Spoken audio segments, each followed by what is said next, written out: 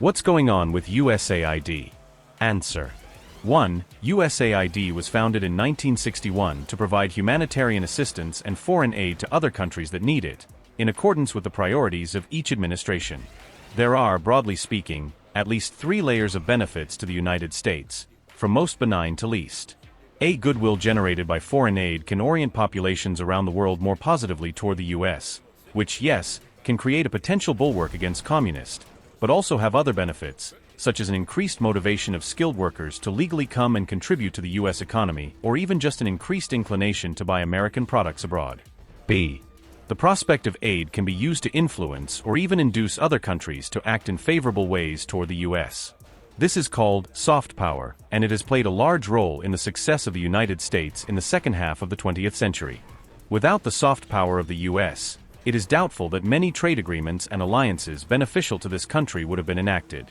C. It is likely that embedded within the foreign aid and humanitarian assistance, there are also spy networks which collect information on the various countries which can help the United States with its geopolitical assessment of various parts of the world. 2.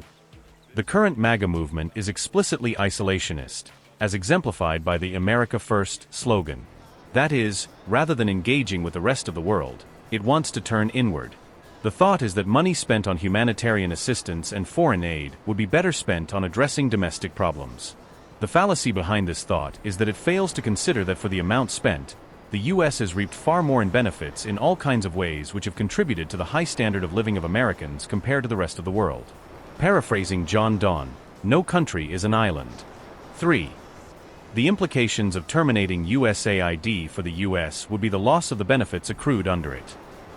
There will be a more generally hostile attitude toward the U.S., especially considering the long history of the U.S. intervening in the internal politics of other countries for its own benefits and at the expense of the local populace, something which USAID probably to some extent neutralized. We can expect that American products will be consumed less, and at least some American brands will lose popularity abroad. We can also expect that fewer skilled and smart people want to come to the U.S., especially in light of the new approach to immigration, which will mean fewer intellectual resources for us in the longer term.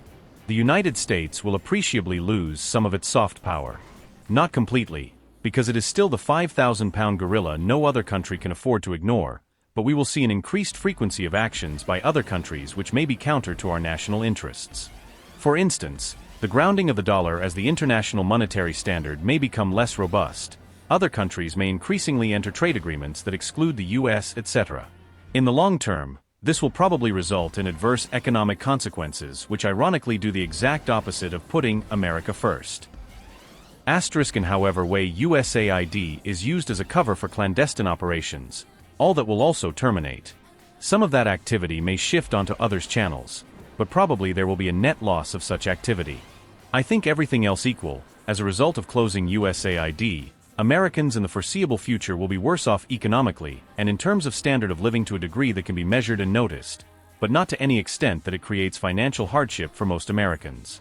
However, everything else is not equal, and current administration policies seem to be geared towards creating a vast chasm of wealth inequality with a few trillionaires and the masses which can barely eke out a living, in which case the additional loss of the benefits from USAID may well create hardships which otherwise would not have existed. For the same reason, I suspect that most of the money saved from closing USAID will not be used to help average Americans but used to finance tax cuts which will help the rich get richer, in which case the rationale would already be compromised at the level of intent. Finally, I think as an ethical matter it is good and worthwhile if the richest country in the world sets some of its wealth aside to help reduce suffering around the world.